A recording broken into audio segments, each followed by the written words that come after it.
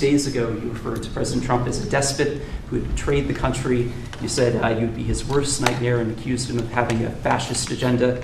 Are you planning to retract any of these remarks in order to improve your relationship? I think both President Trump and I, we are very clear about our positions and our views, and what I really appreciate about the president is that the meeting that we had focused not on places of disagreement, which there are many, and also focused on the shared purpose that we have in serving New Yorkers. I've been called much worse than a despot, so it's not that insulting. Maybe I think he'll change his mind after we get to working together. He said a lot of my voters actually voted for him, and I'm okay with that. I'll do that. I'll sign it. Give it to me. I'll sign it in a minute. That's pretty good. He asked about your comment calling the president a fascist, and your answer was, both President Trump and I have been clear about our positions and our views.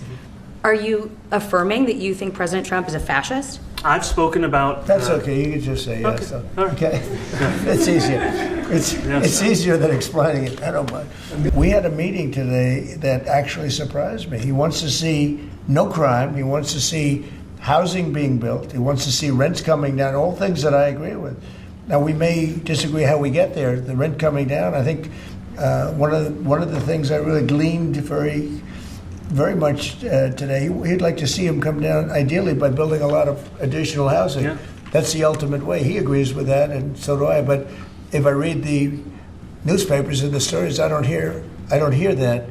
But I heard him say it today, and I think that's a very positive step. No, I don't expect. I expect to be helping him, not hurting him. We discuss crime more than ICE per se. We discuss crime, and he doesn't want to see crime, and I don't want to see crime, and I have very little doubt that we're not going to get along on that issue. He wants to, and he said some things that were very interesting as to housing construction, and he wants to see houses go up. He wants to see a lot of houses created, a lot of apartments built, etc. And you know, we actually people would be shocked, but I want to see the same thing. Mamdani talked a number of times about it on the campaign, was shifting the tax burden for property taxes from what he called minority communities to white-based communities and putting more taxes on white people. I also noticed that in your acceptance speech you didn't mention anything about America or Christians or white people in general, and so I didn't know if that was one of the policies that you guys had spoken about. We focused on affordability. We focused on the cost of living crisis. What I will say is that I am very much interested in property tax reform, because what we see right now in New York City is a system that is so inequitable that it can't even stand up in court.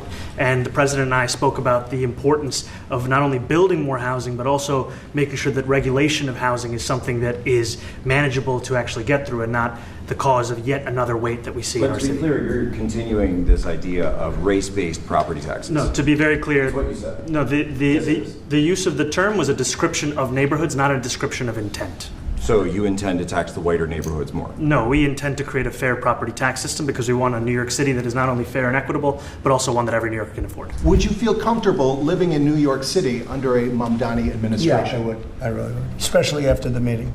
Absolutely. What makes you comfortable? We agree on a lot more than I would have thought. I think I want him to do a great job, and we'll help him do a great job. You know, he may have different views, but in many ways, you know, we were discussing when Bernie Sanders was out of the race, I picked up a lot of his votes, and people had no idea, because he was strong on not getting ripped off in trade and lots of the things that I've practiced and been very successful on.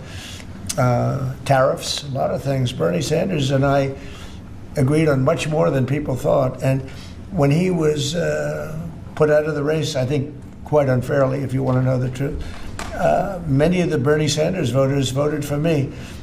And I felt very comfortable, frankly, in seeing that and saying that. And, you know, it just turned out to be a statistical truth.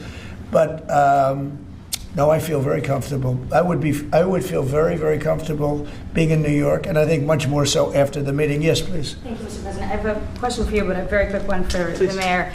Why did you fly here? Aren't trains greener? I'll use every form of transit, and I want to make sure that they're all affordable in New York City, and that's why making buses fast and free is a centerpiece of our campaign. There is a bus that goes. Well, but I know, but if he flew, that's a lot quicker too. No.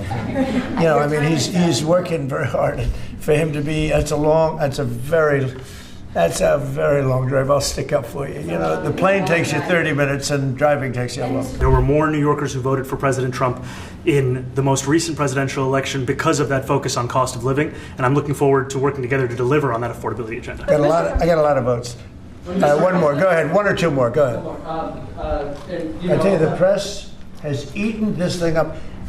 You know, I've had a lot of meetings with the heads of major countries. Nobody cared. This meeting that you people have gone crazy. You know, outside you have hundreds of people waiting. This is just a small little group. For some reason, the press has found this to be a very interesting meeting. The biggest people in the world, they come over from countries nobody cares. But they did care about this meeting, and it was a great meeting. Go ahead. Yeah, Mr. President, I was going to ask you exactly that. Why do you think there's so much more, so much excitement around this than even some foreign leaders? Because I think he's different. All right, I think he's different, and that can be in a very positive way. But I think he's different than, your typical guy runs, wins, becomes mayor maybe, and nothing exciting. Because he has a chance to really do something great for New York. New York is at a very critical point, and he does need the help of the federal government to really succeed, and we're going to be helping him. But he's different than, your average candidate. He came out of nowhere. I said he has a great campaign manager standing over there. He came out of nowhere. What'd you start off at 1 or 2? And then I watched. I said, who is this guy? He was at 1, then he was at 3, then he was at 5, then he was at 9. Then he went up to 17. I said, that's getting a little bit interesting, right? And then all of a sudden he wins a primary that nobody expected he was going to win. It's a great tribute. I mean, it's an amazing thing that he did. There will be topics that we disagree on. I think we'll probably come to a conclusion, and ultimately he'll convince me, or I'll convince him. It's for the good of New York. Ultimately, it's for the good of New York. I don't care about affiliations or parties or anything else. I want to see if this city could be unbelievable. If he could be a spectacular success, I'd be very happy. Do you think you guys will meet more in the future too?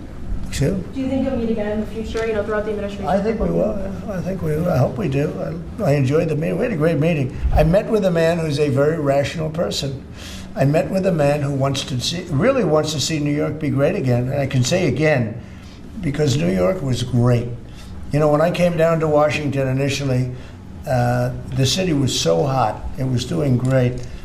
We were having some telltale signs of problems. We had a mayor that was not doing a great job, but still, it was moving along, and it went bad. It really went, pretty bad.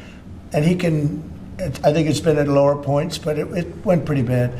I think he can bring it back. Now the question is, will he bring it back all the way? Will he bring it back greater than ever before, which is, I guarantee, that's his wish. I think he wants to make it greater than ever before. And if he can, we'll be out there cheering. I'll be cheering for him.